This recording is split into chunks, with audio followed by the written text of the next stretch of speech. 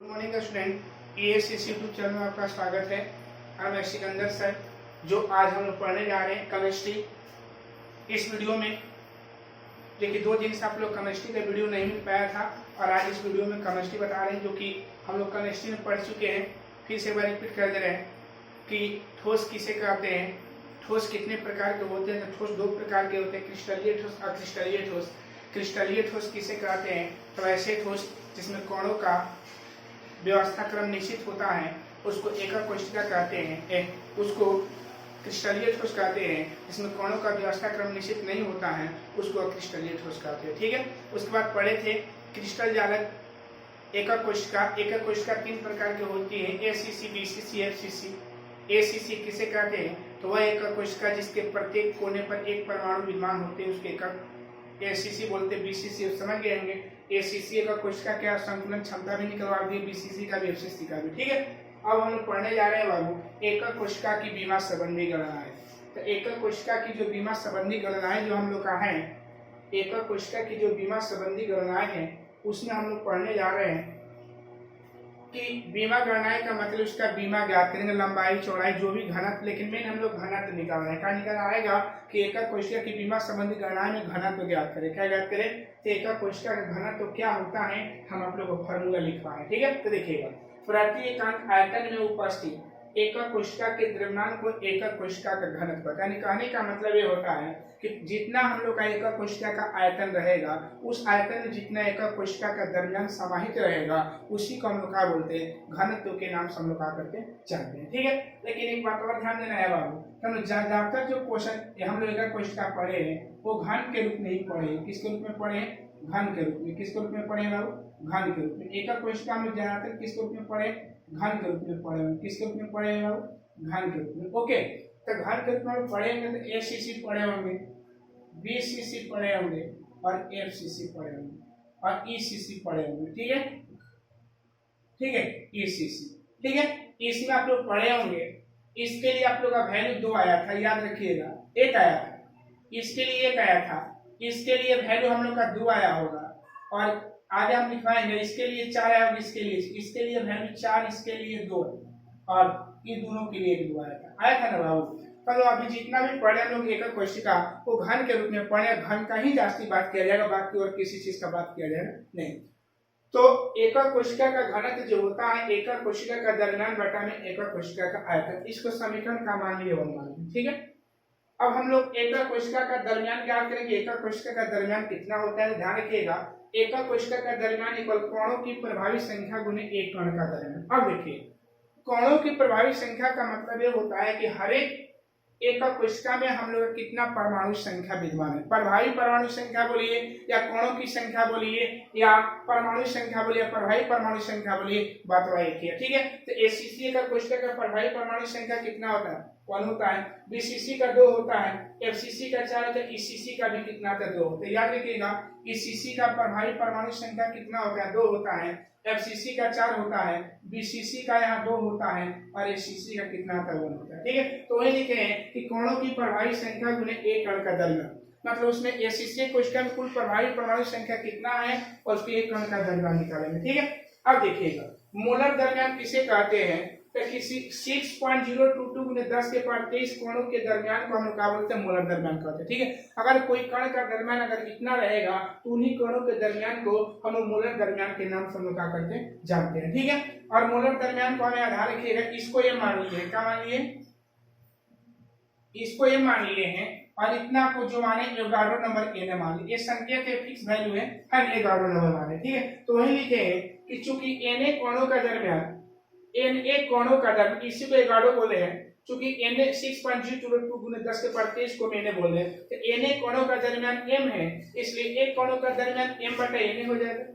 Clear है? आपको चूंकि का एक यहाँ पर सवाल बनाए होंगे, है ना, कि पहले मोलर द्रव्यमान किसे कहते हैं? तो 6.022 गुने 10 के पावर 23 कणों के द्रव्यमान को हम मोलर द्रव्यमान कहते हैं। ठीक है। मोलर द्रव्यमान को हम m माने हैं, एवोगाड्रो संख्या को इसको एवोगाड्रो बोलते हैं और एवोगाड्रो संख्या को n माने हैं। ठीक है। तो चूंकि Na कोणों का द्रव्यमान m है, इसलिए एक कण का द्रव्यमान कितना होगा, m बटा Na हो जाएगा। इसलिए एकक कोष्ठक का द्रव्यमान जो होगा क्या होगा, याद रखिएगा एकक कोष्ठक का द्रव्यमान a लिखवा है और कोणों की प्रभावी संख्या, तो कोणों की प्रभावी संख्या को हम z मान लिए हैं और एक कण का द्रव्यमान हम लोग का आ गया, एक कण का द्रव्यमान m बटा Na आया, यहाँ पर लिख दिया। ठीक है, समीकरण 1 से चले हैं, फॉर्मूला लिखे हैं और यहाँ पर मान बैठा के लिखना दिए। ठीक है, और ध्यान रखिएगा कि आप लोगों को सिद्ध करने के लिए नहीं आएगा, हम आप लोगों को बता दिए हैं, आप लोग खाली एक फॉर्मूला याद रखना होगा। अगर कोई पूछेगा कि एकक कोष्ठक की विमा संबंधी गणनाएं ज्ञात करने का फॉर्मूला क्या होता है, तो क्या बोलिएगा, d बराबर z गुने m बटा में a की बाई का हो जाएगा n। ठीक है, चलिए अब यहाँ पर लिखवा दें कि n ये सब क्या है, तो कि आप लोग न्यूमेरिकल बनाने में कोई प्रॉब्लम ना हो। ठीक है, तो इसके नीचे लिख लीजिएगा आप लोग, है ना।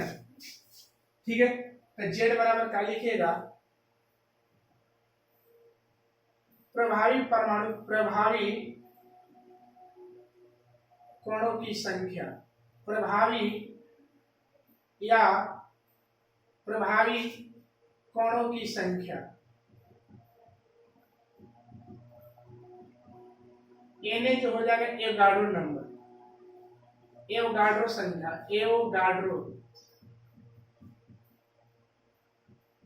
एवोगाड्रो संख्या, इसका वैल्यू जो हो जाएगा 6.022 गुणे 10 के पावर 23। उसके बाद हम लोग का m मोलर द्रव्यमान, मोलर द्रव्यमान, और एक आया है a बराबर एकक कोष्ठिका के किनारे। एक बार ध्यान देना है कि यहाँ AQ कहाँ से ला दिए हैं, हम हमेशा बताइए एकक कोष्ठिका घन के रूप में होता है, और घन का आयतन भुजा Q, तो भुजा को A मान लिए थे, AQ हो जाएगा ना। तो देखिए एकक कोष्ठिका के किनारे की लंबाई, और D को हम लोग क्या बोलेंगे, घनत्व बोलेंगे। ये हम लोग का A नीचे लिख लीजिएगा। ठीक है, चलिए एक बार ध्यान दीजिएगा बाबू, एक पिकोमीटर याद रखिए, एक पिकोमीटर बराबर, इसको पिकोमीटर बोलेंगे, है ना। तो एक पिकोमीटर बराबर 10 के पावर माइनस 12 मीटर, और सेंटीमीटर में 10 के पावर माइनस 10 सेंटीमीटर, याद रखिएगा। एक पिकोमीटर बराबर 10 के पावर माइनस का होता है 12 मीटर में, और सेंटीमीटर में होता है 10 के पावर माइनस 10 सेंटीमीटर। और एक एंगस्ट्रम होता है, इसको एंगस्ट्रम बोलेंगे। एक एंगस्ट्रम बराबर 10 के पावर माइनस 10 मीटर होता है, और सेंटीमीटर में 10 के पावर माइनस 8 सेंटीमीटर होता है। ठीक है, तो ये हम लोग का क्या है, पॉइंट जो आएगा इसको थोड़ा सा नोट में ध्यान दीजिएगा। ठीक है, तो याद रखिएगा। ठीक है, अगर कोई वैल्यू पिकोमीटर में आएगा तो उसको हम क्या करेंगे, मीटर में बदलेंगे। ठीक है, सेंटीमीटर में, मीटर में बोलेंगे इतना, सेंटीमीटर बोलेगा इतना, इंग्लिश में। ठीक है, लेकिन याद रखिएगा बाबू, हम लोग केमिस्ट्री पढ़ रहे हैं, तो केमिस्ट्री में जो हम लोग का ज्यादा जो वैल्यू रहेगा वो किस में रहेगा, ये सीजीएस यूनिट में रहेगा, इसलिए हम सीजीएस का ही बात करेंगे। ठीक है, तो याद रखिएगा कि एकक कोशिका की बीमा संबंधी गणनाएं अगर हल करना होगा तो हम इसका हल करेंगे। ओके, अब हम लोग आगे बात करने वाले हैं बाबू न्यूमेरिकल इसका, कैसे इसका न्यूमेरिकल बनता है, उस न्यूमेरिकल को हम बनाने सिखा रहे हैं। ओके बाबू, चलिए तो अब इसका हम इस चैप्टर पर जो न्यूमेरिकल है उस न्यूमेरिकल को हम बता दे रहे हैं कैसे इसका न्यूमेरिकल बनेगा, है ना। उस न्यूमेरिकल को यहाँ बताने जा रहे हैं। ओके, चलिए तो न्यूमेरिकल दिखा रहे हैं बाबू। फर्स्ट न्यूमेरिकल हम बताने जा रहे हैं, फर्स्ट न्यूमेरिकल हम बताने जा रहे हैं बाबू। एक मिनट,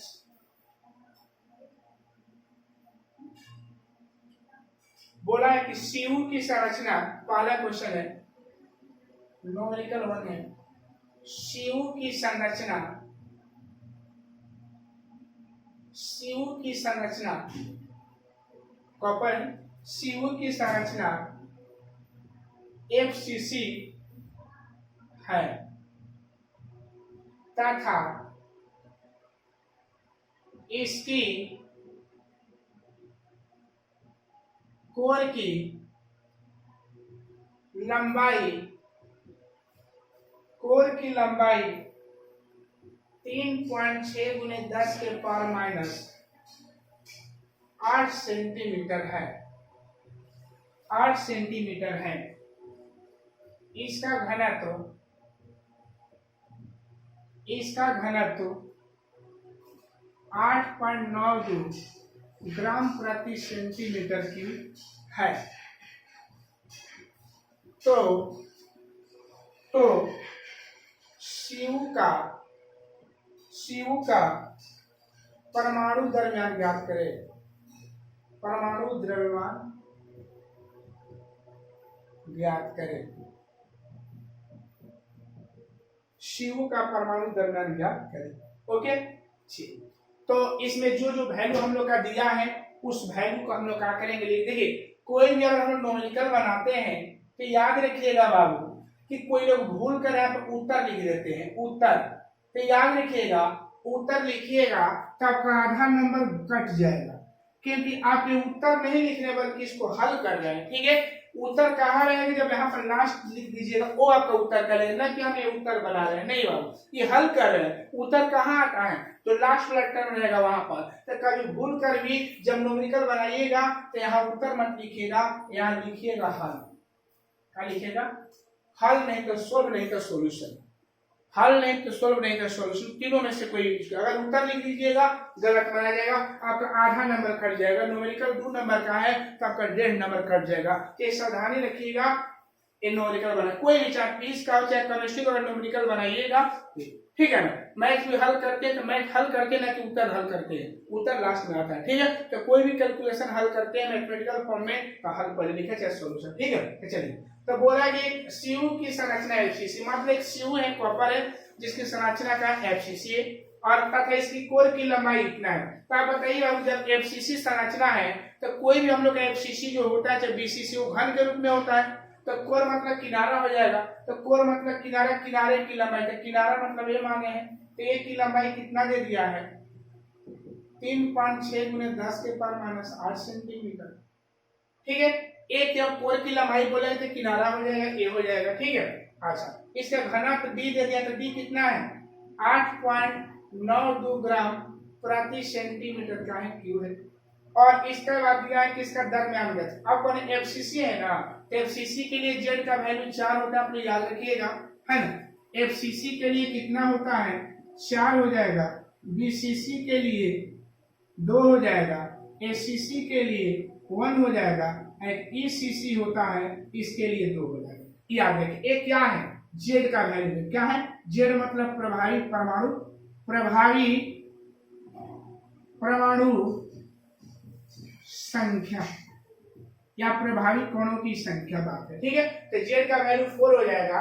अच्छा याद रखिएगा हम लोग का एवोगाड्रो नंबर फिक्स होता है, आपको एग्जाम में देगा नहीं, यहाँ पर याद रखना होगा। इसका वैल्यू 6.022 × 10⁻23।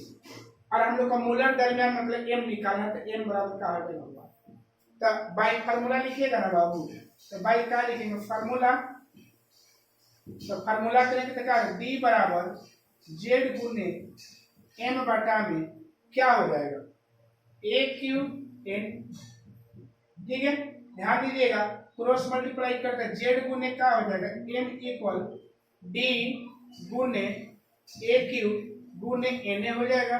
अब इसलिए m जब निकालेंगे तो m इक्वल हम लोग कितना वैल्यू हो जाएगा बाबू, m इक्वल हम लोग का जो वैल्यू हो जाएगा कितना हो जाएगा, m का जो वैल्यू d गुने a क्यूब इनटू na, अब भाई क्या हो जाएगा, 0 हो जाएगा। क्लियर है। अब देखिए d, अब सबके वैल्यू को पुट कर दिया जाए, d का वैल्यू 8.92 इनटू a का वैल्यू कितना है, तो a का वैल्यू है 3.6 इनटू 10⁻⁸ के पावर क्यू है, और इनटू na का वैल्यू 6.022 × 10 के पावर कितना हो जाएगा 23, और जेड का वैल्यू कितना हो जाएगा। क्लियर है, क्लियर है बाबू, ओके। अब इसका हम यहाँ पर हल करने जा रहे हैं। इसका d इक्वल ए मल्टीप्लाई कर रहे हैं बाबू, है ना। तो जब मल्टीप्लाई किया जाएगा तो ध्यान रखिएगा इसका मल्टीप्लाई जो आएगा हम लोग का, देखिए 8.92 इनटू 3.6 को 3 बार गुना करेंगे, तो 3.6 इनटू 3.6 इनटू 3.6, इसका हल करेंगे तो आ जाएगा हम लोग का 46 6.656 गुने 10 के पावर -24। समय का है 24। बताए हैं कि अंक का गुना करते हैं, अंक का घात बनाते हैं, अंक पावर का गुना कर देते हैं। ठीक है, तो अंक का घात बना है, पावर का गुना 33 के 24, 6.022 गुने 10 के पावर का बन जाएगा 23। बाई नीचे कितना आ जाएगा बाबू? 4 हो जाएगा। ओके, चलिए D इक्वल, अब इसका यहाँ थोड़ा दिखाना चाह रहे हैं। ठीक है, अब पूरा वैल्यू जितना अंक बोला है उस अंक का हम गुना कर दे रहे हैं। ठीक है, तो गुना फिर यहाँ कर रहे हैं, पूरा गुना कर रहे हैं कितना में? 46.656 में हम गुना कर रहे हैं। ठीक है, गुना करें किसका? 8.92 फिर इनटू कितना है?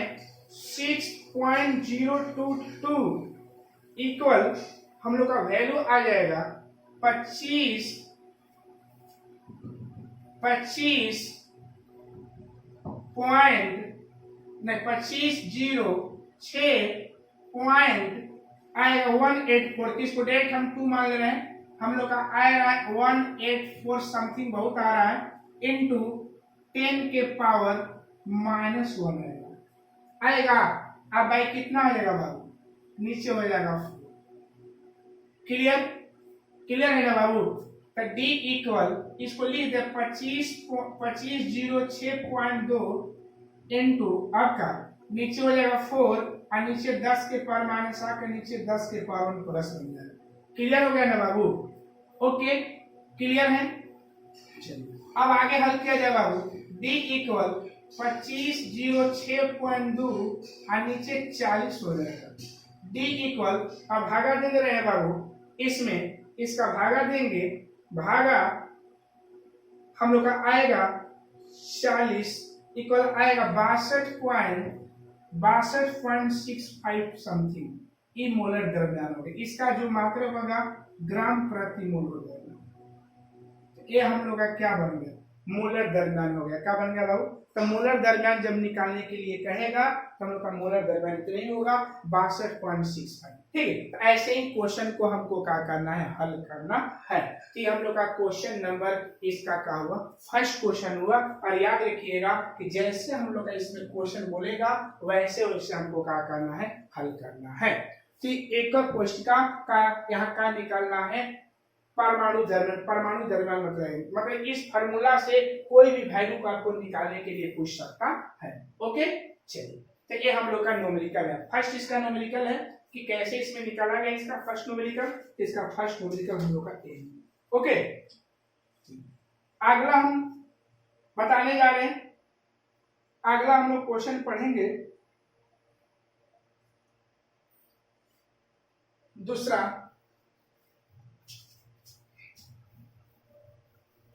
क्वेश्चन इसका है बाबू। क्वेश्चन नंबर इसका दूसरा लिख रहा है, कॉपर जिसकी कोर की लंबाई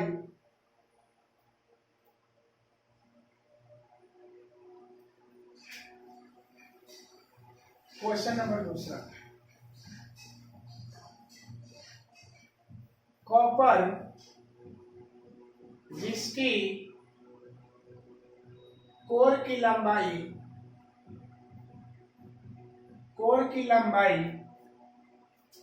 3.61 इंटू 10 के पावर -8 सेंटीमीटर है। एफसीसी जालक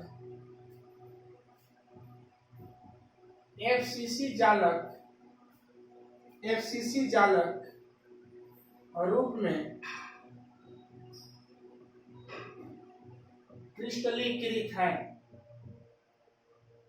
क्रिस्टलीकृत होता है, तो इसका घनत्व ज्ञात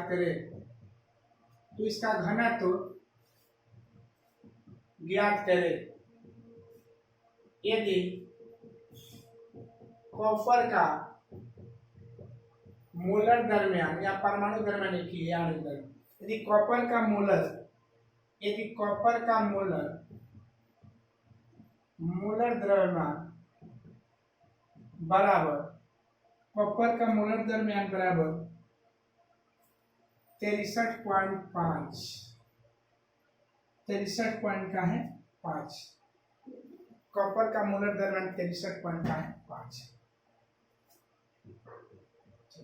तो कोई बात नहीं, इसमें हम लोग का निकालना क्या है बाबू, घना तो निकालना है। तो घना तो निकाला तो जो है एक कॉपर जिसकी कोर की लंबाई इतना है तो कोर बोलेगा तो हम लोग का ए हो जाएगा। तो ए का वैल्यू 3.61 इंटू 10 के पावर -8 सेंटीमीटर। दूसरा है एफसीसी, जालक में क्रिस्टलीकृत है, इसका साचरा एफसीसी है, एफसीसी के लिए जेड का वैल्यू 4 हो जाएगा। इसका घनत्व ज्ञात करें, घनत्व मतलब डी ज्ञात करना है, जबकि इसका m का वैल्यू दे दिया 63 पॉइंट कितना है 5 है।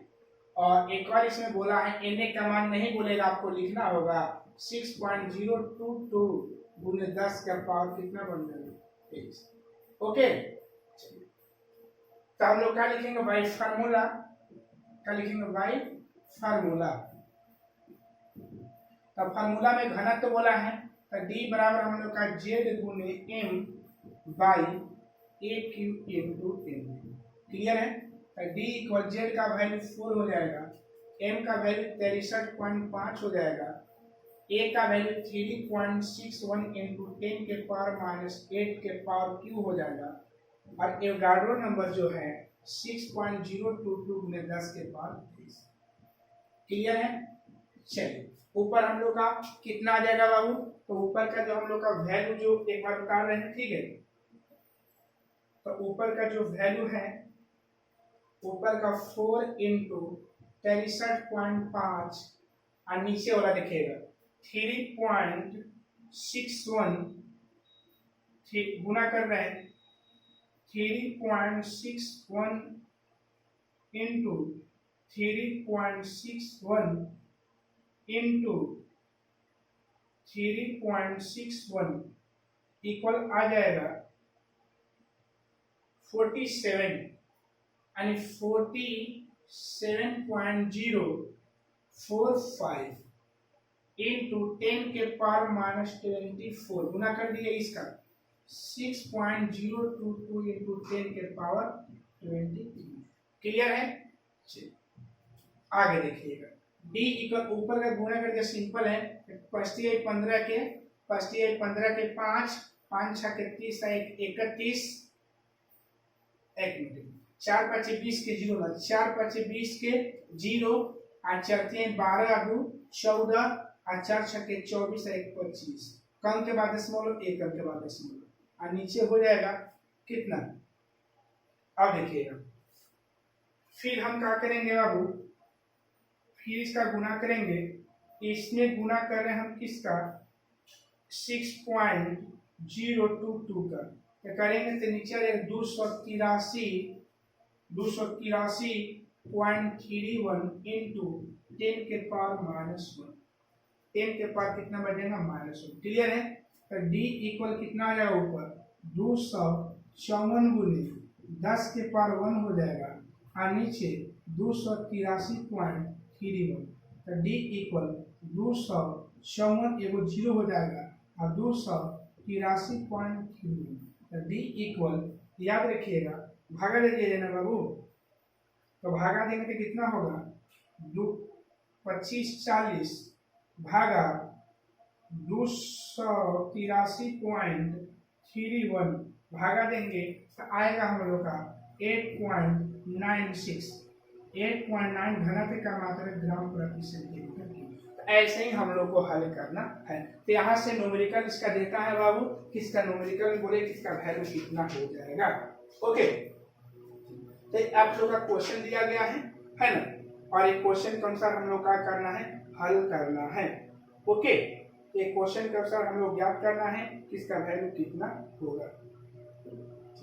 अगला हम लोग बात करने जा रहे हैं एक और क्वेश्चन इसका, ठीक है।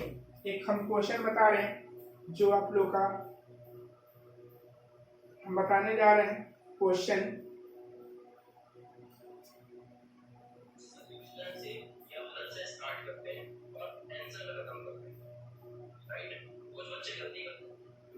क्वेश्चन है एक्स किरण विवर्तन अध्ययन द्वारा क्वेश्चन, तीसरा क्वेश्चन बाबू, तीसरा क्वेश्चन है कि एक्स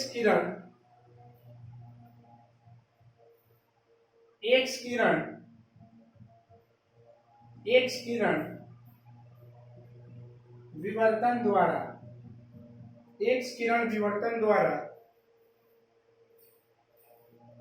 एक्स किरण विवर्तन द्वारा, एक्स किरण विवर्तन अध्ययन द्वारा, एक्स किरण विवर्तन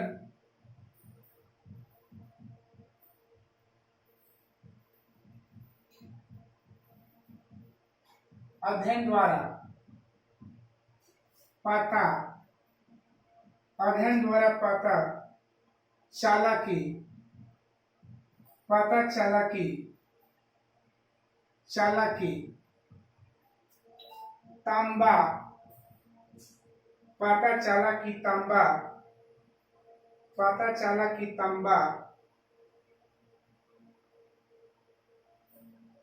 3.608 into 10 के पावर माइनस 8 सेंटीमीटर, 8 सेंटीमीटर कोष्टिका, कोष्टिका कोर के साथ, कोर के साथ, कोर के साथ एफसीसी,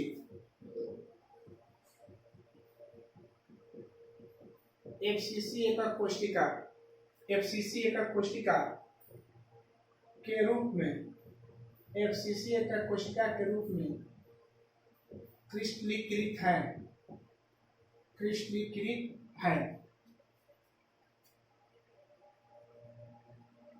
एक दूसरे प्रयोग में, एक दूसरे प्रयोग में, एक दूसरे प्रयोग में तांबे, एक दूसरे प्रयोग में तांबे का घनत्व, तांबे का घनत्व 8.92 ग्राम प्रति सेंटीमीटर क्यूब ज्ञात किया गया, ज्ञात किया गया, ज्ञात किया गया। तांबे का परमाणु द्रव्यमान ज्ञात करें, तांबे का परमाणु द्रव्यमान, तांबे का परमाणु द्रव्यमान ज्ञात करें, तांबे का परमाणु द्रव्यमान ज्ञात करें। ठीक है, तो तांबे का परमाणु द्रव्यमान ज्ञात करें। ओके, चलिए तो एक और क्वेश्चन है, तो आप लोग इसको हम कहेंगे, आप लोग इसको अब हल कर लीजिएगा, हम खाली इसका कंडीशन बता दे रहे हैं। ठीक है, जो जो वैल्यू है उसको आप लोग सोल्व कर लीजिएगा। ओके, चलिए तो इसमें एक्स किरण विवर्तन अध्ययन द्वारा पता चला कि तांबा इतना सेंटीमीटर, कोर बोला है, कोर 3.608 into 10 के पावर माइनस 8 सेंटीमीटर। ओके, और एफसीसी है, एफसीसी के लिए जेड का वैल्यू कितना हो जाएगा, 4 हो जाएगा, के रूप में क्रिस्टलीकृत है।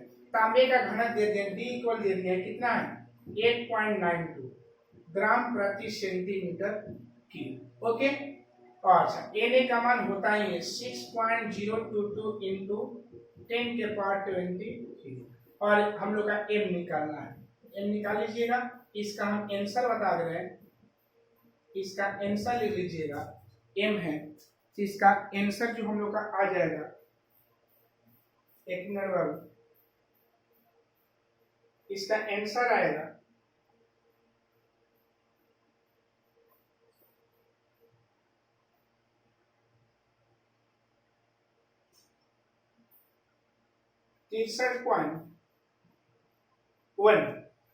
63.1 ग्राम प्रति। ठीक है, चलिए इसको सोल्व कर लेना, आप लोग को होमवर्क दे दे रहे हैं, क्वेश्चन नंबर 4 हम दे रहे हैं। ठीक है, 2-3 क्वेश्चन आप लोग का होमवर्क दे दे रहे हैं। Crystal silver, silver, silver FCC, silver FCC जालक बनाता है, एफसीसी जालक बनाता है, सिल्वर एफसीसी चालक बनाता है। एक्स किरण विवर्तन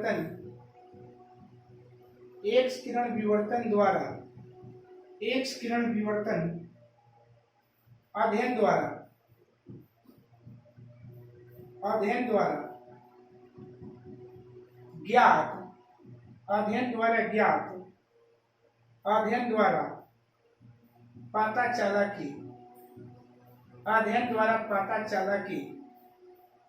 द्वारा पता चला कि इसकी कोर की लंबाई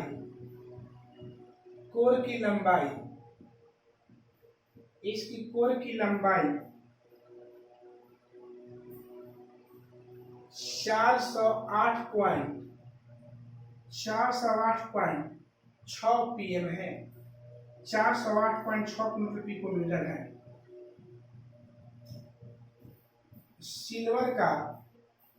सिल्वर का घनत्व ज्ञात करें।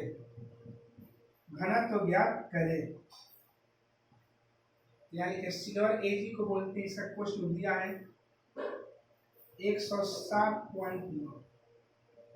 ओके, तो आप लोग जानेंगे सिल्वर एफसीसी क्रिस्टल चालक बनाता है और एक किरण विवर्तन अध्ययन द्वारा पता चला कि इसकी कोर की लंबाई, तो कोर की लंबाई मतलब सोल्व करेंगे ना बाबू।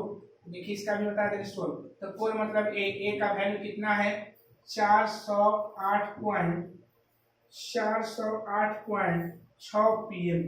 तो बताएं कि पीएम को बदलना होगा ना बाबू, तो पीएम को बदलेंगे तो 408.6 गुने 10 के पावर माइनस 10 सेंटीमीटर, क्योंकि आप लोग जानते हैं कि 1 पीएम इक्वल लिखवा है 1 पीएम में 10 के पावर माइनस 10 सेंटीमीटर होता है। ठीक है, इतना हो गया, तो ए का वैल्यू इतना हो जाएगा। इसके बाद क्या दिया है एफसीसी है ना बाबू, तो जेड का वैल्यू 4 हो जाएगा।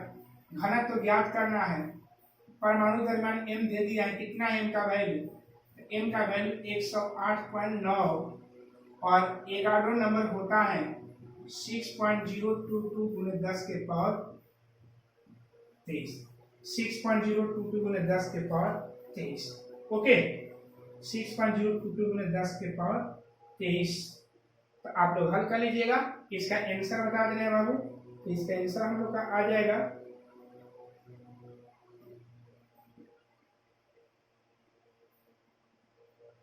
10.5। 10 इसका आंसर लिख लिया उत्तर, इसका उत्तर हो जाएगा 10.5 ग्राम प्रति सेंटीमीटर क्यूब। इसका उत्तर बता दिए। एसी क्वेश्चन को आपको हल कर लेना है। ओके, एक क्वेश्चन और दे रहे हैं बाबू, 4 क्वेश्चन जिसमें 2 क्वेश्चन सोल्व कर दिए हैं। एक और क्वेश्चन नंबर हम आप लोगों को 5 दे रहे हैं। देखिए, एक तत्व की कोशिका की संरचना, एक तत्व की कोशिका की संरचना, एक कोशिका की संरचना अंतः केंद्रित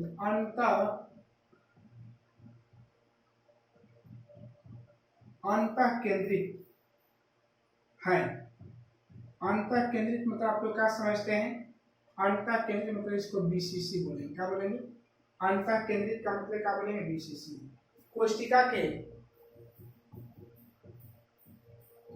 के कोर की लंबाई, कोशिका के कोर की लंबाई 288 पीएम है, 288 पीएम है तथा घनत्व 7.2 ग्राम प्रति सेंटीमीटर क्यूब है। ज्ञात करें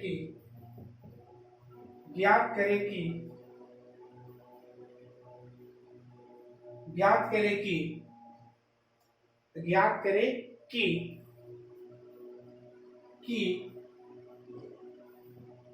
इसमें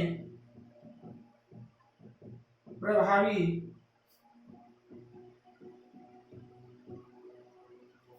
परमाणु संख्या, ज्ञात करें कि इसकी प्रभावी परमाणु संख्या,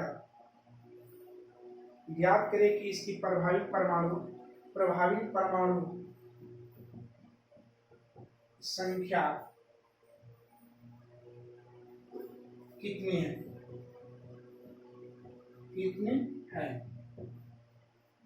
कितनी है। इसका परमाणु द्रव्यमान, तत्व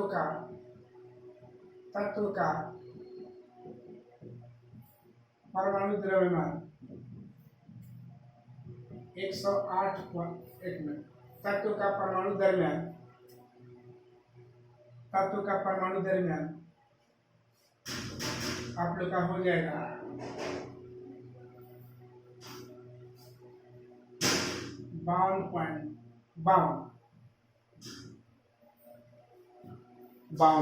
ओके, तो एक क्वेश्चन है, एक तत्व की एकल कोशिका संरचना अंतः केंद्रित है, कोशिका के कोर की लंबाई 288 pm है तथा घनत्व इतना है, तो ज्ञात कीजिए कि 208 ग्राम तत्व में कितने परमाणु है। ठीक है, तो थोड़ा सा क्वेश्चन मिसप्रिंट हो गया था, इस क्वेश्चन को अच्छा तरह से लिखे हैं, अब मेन क्वेश्चन होंगे। ठीक है, तो देखिए बाबू, अब इस क्वेश्चन में हम लोग क्या करेंगे, सोल्व करेंगे। क्या करेंगे बाबू, इसको हम लोग सोल्व करेंगे। ओके, इस क्वेश्चन को थोड़ा मिला दीजिएगा, नंबर भी देख लीजिएगा, एक क्वेश्चन नंबर 5 या 4 भी हो सकता है, हमको कंफर्म नहीं है, नंबर देख लीजिए। तो एक तत्व की एकल कोशिका संरचना अंतः केंद्रित है, कोशिका के कोर की लंबाई 208 pm है तथा घनत्व इतना सेंटीमीटर क्यूब है, तो ज्ञात कीजिए कि 208 ग्राम तत्व में कितने परमाणु। मेन क्वेश्चन नहीं है। ठीक है, और ये वीवीआई क्वेश्चन भी है, ध्यान रखिएगा, ये एग्जाम में बहुत पूछता है। ठीक है, अब देखिए एक परमाणु पूछ रहा है कि मान लेते हैं एकल कोशिका है, ध्यान रखिए बाबू, एकल कोशिका है, बीसीसी है, कैसा है, बीसीसी है, इसके किनारे की लंबाई, किनारा मतलब एक कहलाता है, इसे किनारे की लंबाई कितना है, तो कितना है बाबू, किनारे की लंबाई हम लोग का 288 pm, तो ए बराबर 288 और 1 pm में 10 के पावर -10 सेंटीमीटर। क्लियर है, एक मिनट क्वेश्चन निकलेगा फिर से, है ना, पीएम है। ओके,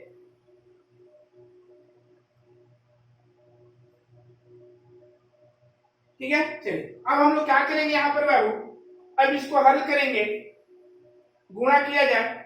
अब हम लोग बोल रहे हैं इस क्वेश्चन में हम लोग का, इसका क्वेश्चन बोला है कि कितने घनत्व दे दिया, तो घनत्व कितना है बाबू, तो घनत्व मतलब डी भी दे दिया, डी कितना है हम लोग का 7.2 ग्राम पर सेंटीमीटर क्यूब। ओके, चलिए अब हम लोग को बोला है कि इसका कितने 208 ग्राम तत्व में कितने परमाणु होंगे। तो पहले हम क्या करेंगे कि एकल कोशिका का आयतन निकाल लेंगे हमारा, है ना, तो लिखिएगा चूंकि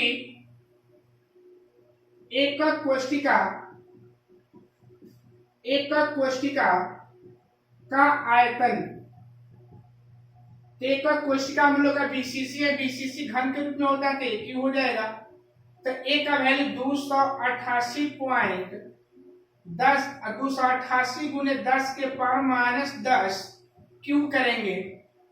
ठीक है, इसका हम लोग क्या करेंगे, हल करेंगे। ओके, तो एक क्वेश्चन है जो इसको सॉल्व कर रहे हैं, तो ए बराबर 288 pm है, तो इसका हम लोग निकालेंगे, पीएम को सेंटीमीटर में कन्वर्ट करेंगे, 10 के पावर -10 सेंटीमीटर, डी बराबर इतना दिया है। ठीक है, तो ऐसे सवालों को बनाने के लिए हम लोग क्या करेंगे, देखिए जो हम लोग का पीछे वाला जो क्वेश्चन 3 या 4 क्वेश्चन दिए हैं उसमें फार्मूला बेसिस क्वेश्चन था। ठीक है, लेकिन ये जो है फार्मूला बेसिस क्वेश्चन नहीं है ना, इस क्वेश्चन को आपको ध्यान देना हो क्योंकि ये आप लोग का क्वेश्चन 5 नंबर या 2 नंबर में देता है। ठीक है, तो बोला गया एक तत्व की एकल कोशिका संरचना अंतः केंद्रित है। मान लेते एक तत्व है जो अंतः केंद्रित है, एकल कोशिका के कोर की लंबाई 288 पिकोमीटर है तथा घनत्व इतना है, तो ज्ञात कीजिए कि 208 ग्राम तत्व में कितने परमाणु होंगे, कितना हमारा परमाणु होगा।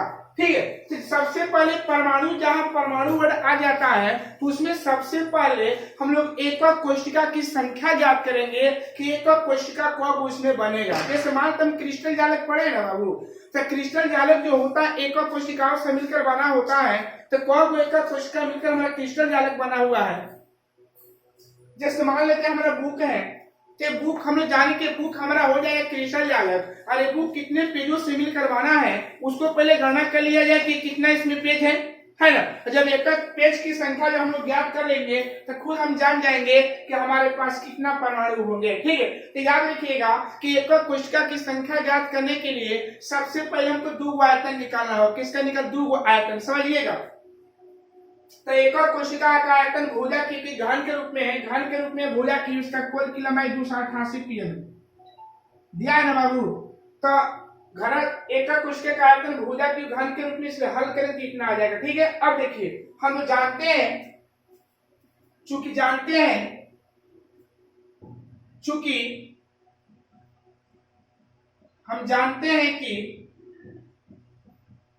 जानते हैं कि घनत्व बराबर दरमियान बटे क्या होता है? आयतन। तो आयतन बराबर का जब आयतन निकालेंगे तो आयतन निकालता आयतन इधर चला जाएगा, घनत्व इधर आ जाएगा, तो दरमियान बटे का आ जाएगा घनत्व। आगे किसका आयतन निकाले? 208 ग्राम तत्व का आयतन कितना होगा? दरमियान बटे घनत्व हो जाएगा। तो दरमियान 208 ग्राम है और घनत्व कितना है? 7.2 ग्राम है। कटाएंगे 88 पॉइंट का होगा 8 आ जाएगा सेंटीमीटर क्यूब। ठीक है, तो ये देखिए इस आयतन और उस आयतन में फर्क क्या है देखिएगा।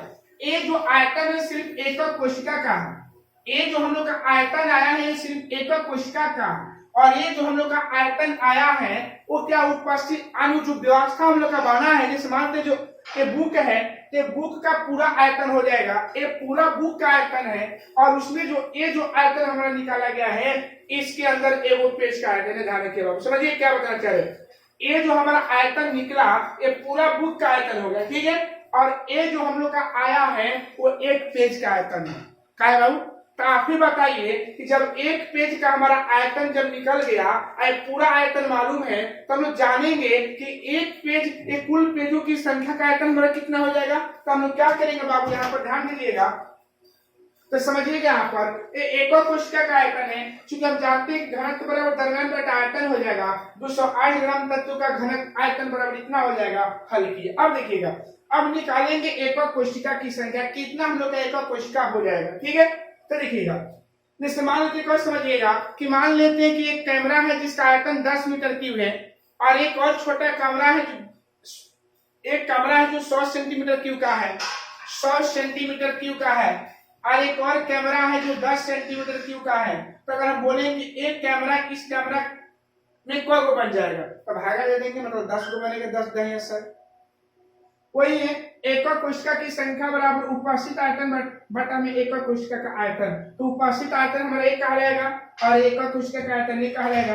हल किए कितना, तो एकक कोशिका की संख्या कितना होगा? तो 12.08 गुना 10 के 35। ठीक है, अब देखिए परमाणु निकालना है, तो परमाणु निकालने के याद रखिए बाबू कि एकक कोशिका की संख्या इतना आया, तो हम लोग कौन सा एकक कोशिका है? बीसीसी है ना बाबू। तो बीसीसी में प्रभावी परमाणु संख्या कौन होता है? 2 होता है बाबू, क्योंकि बीसीसी यहाँ बोला है। तो जेड का वैल्यू हमारा कितना होता है?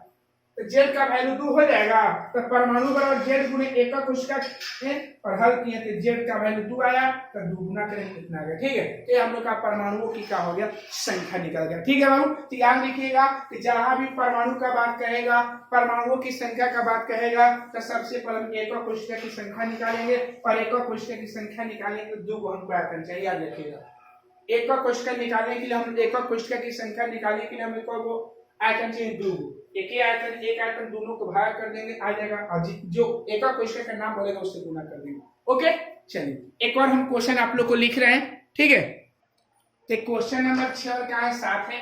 बोला है कि एक घनाकार जालक में एकक सेल का किनारा 3 एंगस्ट्रॉम पर स्थित है, इसका घनत्व 8 ग्राम प्रति सेंटीमीटर क्यूब है, तो 50 ग्राम दरमियान में कितने एकक कोशिका होगी? इसमें खाली एकक कोशिका की संख्या ज्ञात करनी है। तो देख लीजिएगा जो क्वेश्चन नंबर 5 बनाया है वो एकक कोशिका की संख्या जो निकला आएगा वहीं पर छोड़ दीजिएगा। ठीक है, फिर वो NaCl जालक का घनत्व इतना है, या FCC जालक है जिसके लिए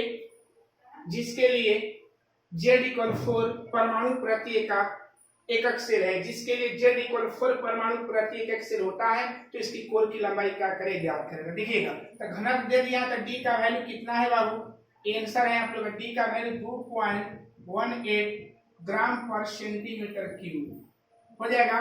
किनारा किनारा हमको ज्ञात ही करना है, Z इक्वल 4 दे दिया है, परमाणु दरमियान तो M का वैल्यू दिया नहीं लेकिन निकाल लेंगे, NaCl है ना, तो NaCl में M, तो M सोडियम का 23, इसका 35 पॉइंट कितना हो जाएगा 35.5, हल करेंगे 58 पॉइंट कितना हो जाएगा 5 हो जाएगा।